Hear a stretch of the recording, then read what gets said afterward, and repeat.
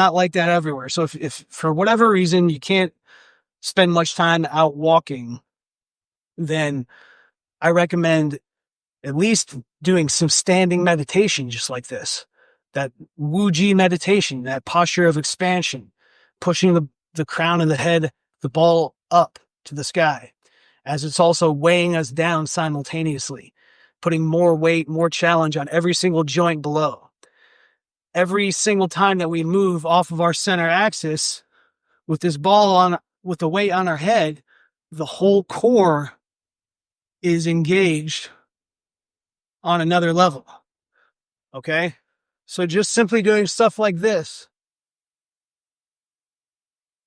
while you're standing at home is going to be a great help for you. The whole joint opening that I just showed you, that's another great way to spend time with a weight on the crown of your head. I would also say you should check out the joint opening protocol that's on the ground on jingpalace.com.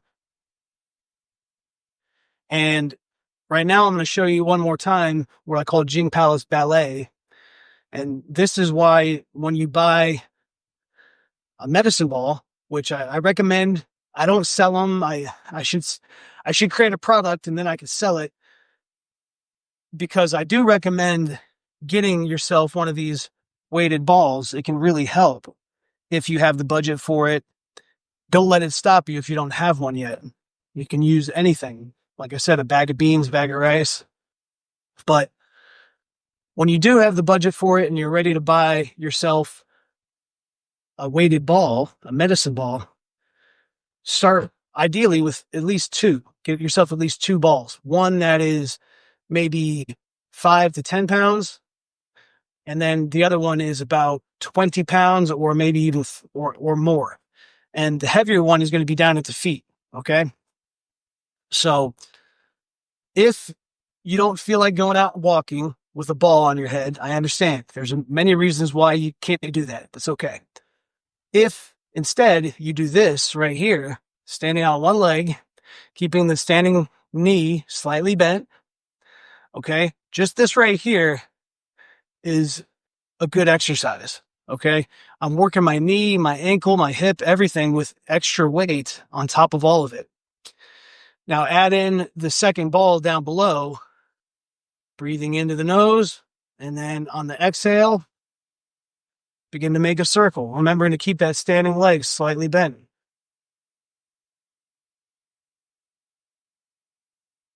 In my opinion, this is maybe the single most full body exercise that I know of. And maybe I'm a little partial because I think I've invented this exercise. Technically, I don't know anybody else who's done this one. But this is so full body. My entire body is engaged. My ankle, especially my standing leg, my ankle and my knee and my hip are getting great work there with all that. And then my moving leg, I'm really having to use these muscles around my hip here. Switch directions. Doing it always with the purging breath. Exhale out of an open mouth.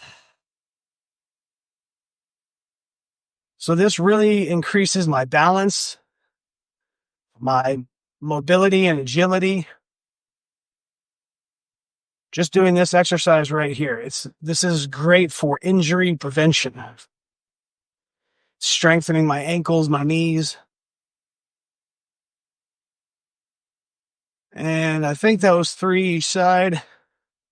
So I did 3 around and 3 around the other way. Pause for a breath in the center. And on the next exhale, and I go around the other leg.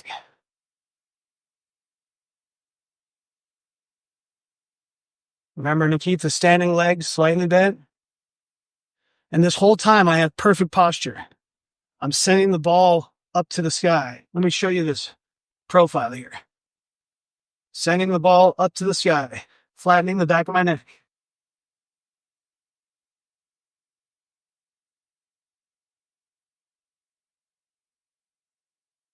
And then switch directions.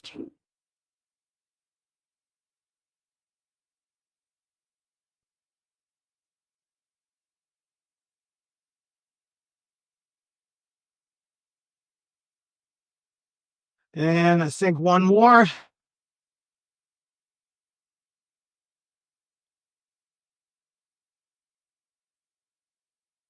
Okay. That's Jing Palace Ballet, which is a great grounding exercise, great for core strengthening, stability, mobility, injury prevention. Okay, so we started out, we did our basic Wuji meditation, base posture expansion with breathing, purging breath, and then we did joint opening head to toe, and then I just showed you Jing Palace Ballet. Now, that's going to be enough for now, because that's about all the time we have for that. Now I want to show you what is happening with that anatomically. Look at that guy. So, as I mentioned, the main pattern that we have is that our spine is collapsing forward like this. And basically, it's like we're collapsing into the fetal position eventually. So, for every millimeter that we're collapsing forward like this, that means there's less space in between all these discs, all these vertebrae. Excuse me. There's less space. Well, that means there's less space for blood to flow from the heart up to the brain. There's less space for airway, so the blood is not as oxygenated as it could be. There's less space for the nerves, so people will have nerve impingements like neuralgia, occipital neuralgia, and trigeminal neuralgia, and these things are horribly painful. And we'll have cerebrospinal fluid that does not flow as well when we have this space collapsing and closed off like this.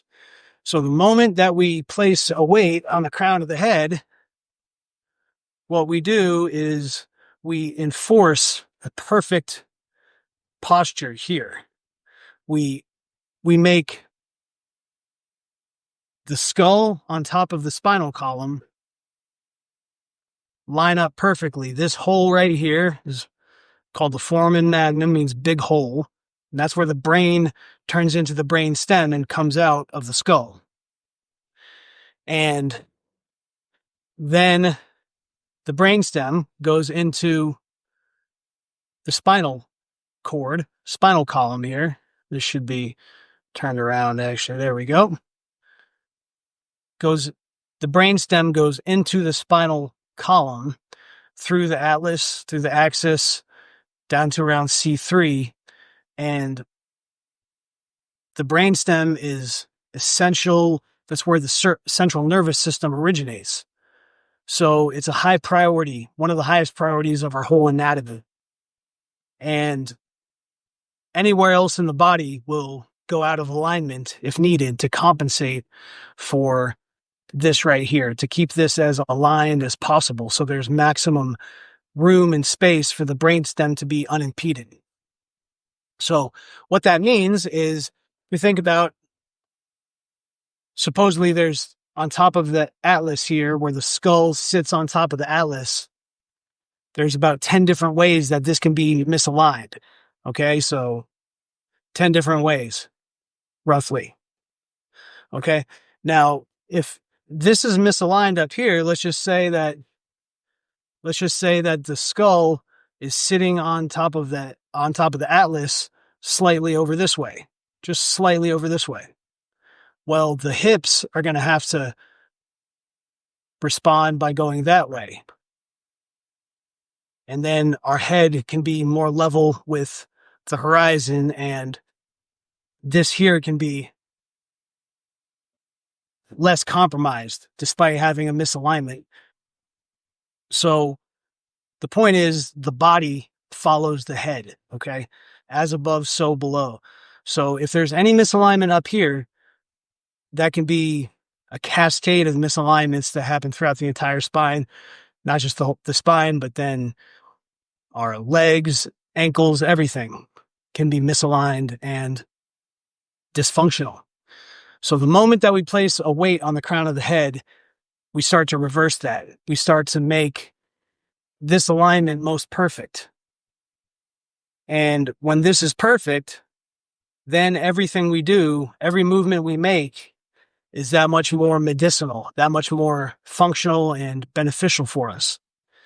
Whereas if we do our movements without perfect alignment, we're actually detraining ourselves. We're not necessarily helping ourselves if we don't have perfect alignment. Okay. So like, just for example, see a lot of people doing squats, for example. Okay. And they're holding the weight. Imagine if I had like a bar, right? Like I'm at the gym and we'll say people are doing like deadlifts, right? And they'll hinge down like this. They'll pick up the bar with their hands and then they'll go like this and come up. That's one way to do it. However, doing it that way, the whole front interior of our body, which is already too tight, is now imbalanced, working harder than the back. We want the opposite to happen. We want the back to be working and we want the front to disengage more. So when I do that same movement, but place the weight on the head, you see here, going down,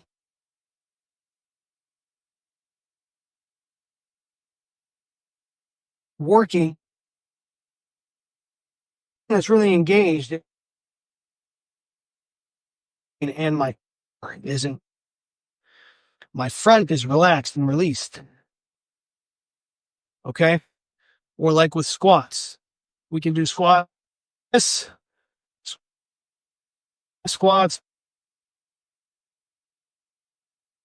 front squat. We're doing our front squats like this. Again, we're forward. I'm squeezing, I'm tightening here. Those are tightened in order to do this. It's much better, given our common pattern, place the weight on and now my elbows are relaxed. My wrists and my forearms are not tight. My shoulders are flexed up, but I'm learning to relax my shoulders more and more. Here I can now perfect time the whole time. This is the timing I can achieve rather than having the weight here and tilting forward a bit. Now my spine is actually compromised while I do this. This is typically how I see people working out, is they're perfect with their neck. When we do it Jing Palace style, loading the crown of the head, we maintain the most important thing. We don't just maintain it, actually emphasize it and make it the focal point of our movement. Perfecting the engaging from the center to center. That's what it's about. Okay. Well, if there's any questions, I'm happy to answer them. If I'm not able to answer them during today's live stream, on Friday, I'll go through the Q&A for the week. And now we'll move on. I'm just going to let this ball down.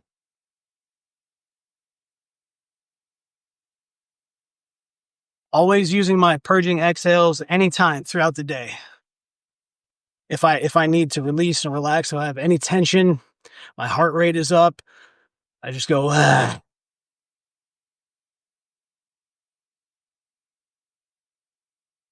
Receive the air into the nose, expanding in all directions. And if I feel the need to release again, open mouth exhale, go, ah.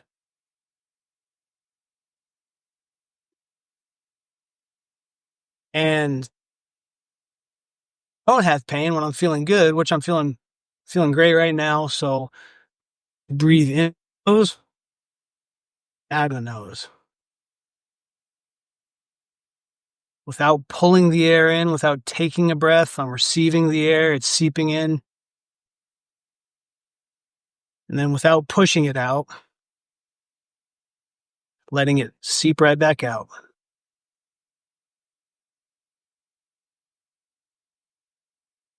Okay, so next we're going to have a reading, again, a short reading from the Huangdi Jing, the Bible of Chinese Medicine. It's the Mao Xing translation. This is also known as the Yellow Emperor's Inner Canon. He translates it as Classic of Medicine.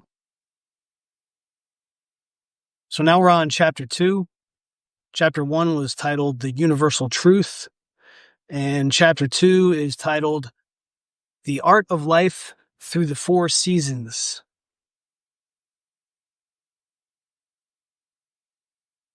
Huangdi said, 3 months of the spring season bring about the revitalization of all things in nature.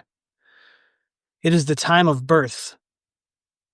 This is when heaven and earth are reborn. During this season, it is advisable to retire early. Arise early also, and go walking in order to absorb the fresh, invigorating energy. Since this is the season in which the universal energy begins anew and rejuvenates, one should attempt to correspond to it directly by being open and unsuppressed, both physically and emotionally. On the physical level, it is good to exercise more frequently and wear loose-fitting clothing. This is the time to do stretching exercises to loosen up the tendons and muscles. Emotionally, it is good to develop equanimity. This is because spring is the season of the liver, and indulgence in anger, frustration, depression, sadness, or any excess emotion can injure the liver. Furthermore, violating the natural order of spring will cause cold disease, illness inflicted by atmospheric cold during summer. In the 3 months of summer, there is an abundance of sunshine and rain. The heavenly energy descends and the earthly energy rises. When these energies merge, there is intercourse between heaven and earth. As a result, plants mature and animals, flowers, and fruit appear abundantly. One may retire somewhat later at this time of year, while still arising early. One should refrain from anger and stay physically active to prevent the pores from closing and the qi from stagnating. One should not overindulge in sex, although one can indulge a bit more than in other seasons. Emotionally, it is important to be happy and easygoing and not hold grudges, so that the energy can flow freely and communicate between the external and internal. In this way, illness may be averted in the fall. The season of fire and heart also encompasses late summer, which corresponds to the earth element. Problems in the summer will cause injury to the heart and will manifest in the autumn. In the 3 months of autumn, all things in nature reach their full maturity. The grains ripen and harvesting occurs. The heavenly energy cools, as does the weather. The wind begins to stir. This is the changing or pivoting point when the yang or active phase turns into its opposite, the yin or passive phase. One should retire with the sunset and rise with the dawn. Just as the weather in autumn turns harsh, so does the emotional climate. It is therefore important to remain calm and peaceful, refraining from depression so that one can make the transition to winter smoothly. This is the time to gather one's spirit and energy, be more focused, and not allow desires to run wild. One must keep the lung energy full, clean, and quiet. This means practicing breathing exercises to enhance lung qi. Also, one should refrain from both smoking and grief, the emotion of the lung. This will prevent kidney or digestive problems in the winter.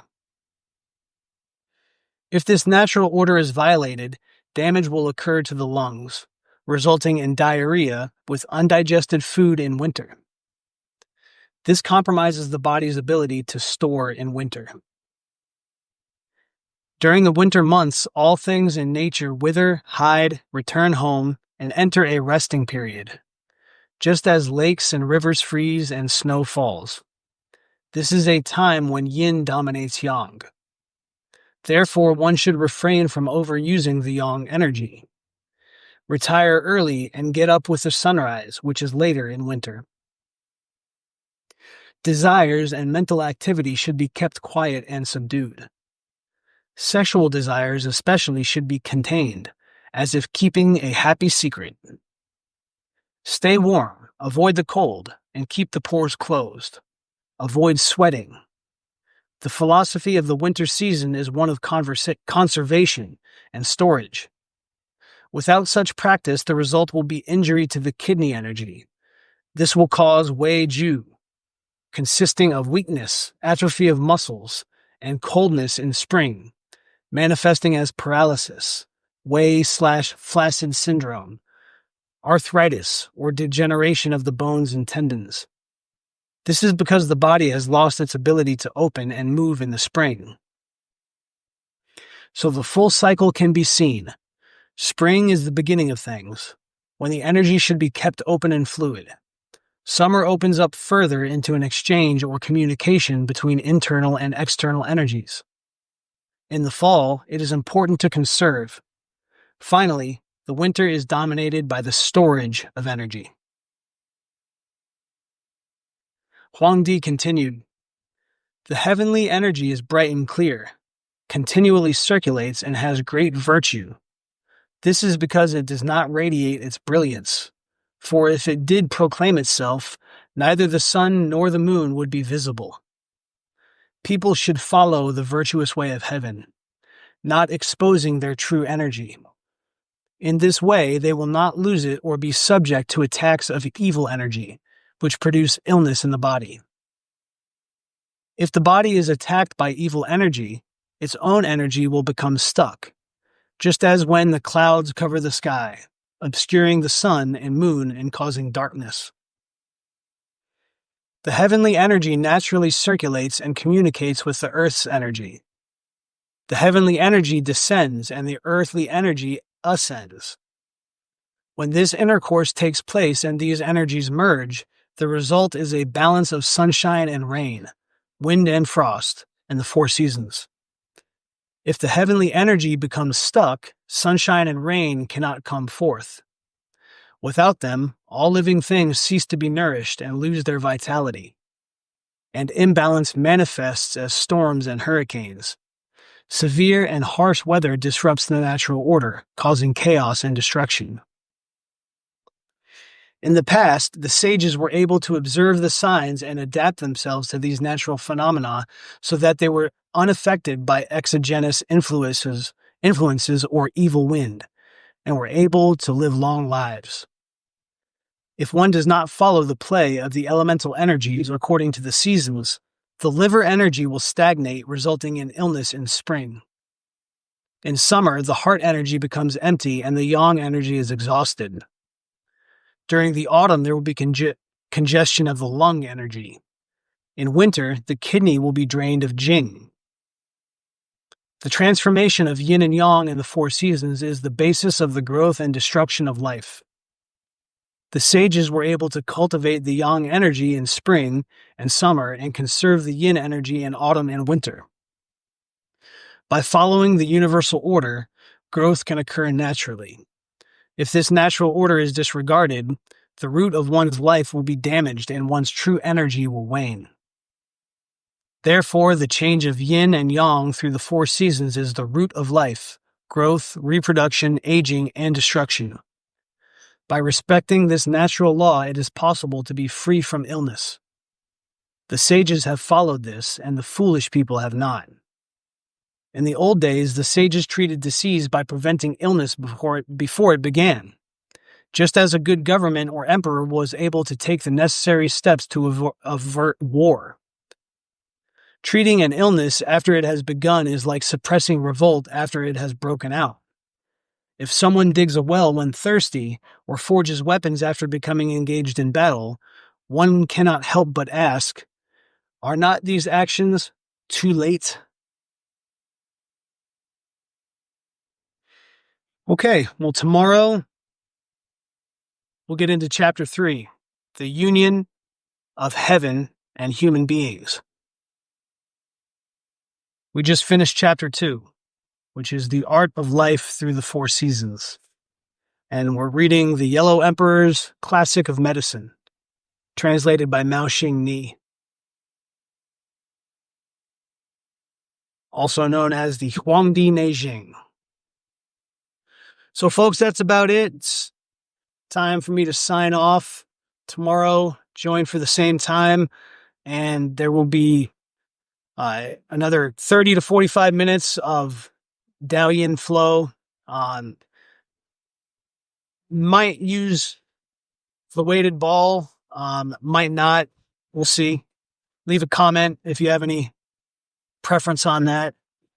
And begin with some what we call purging exercises to release tension, regain mental clarity, pain relief.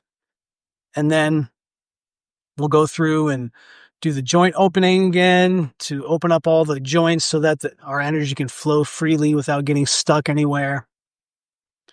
And probably go back and do the tapping again, scattering the chi and then guiding it out using our hands to brush the energy and guide it out.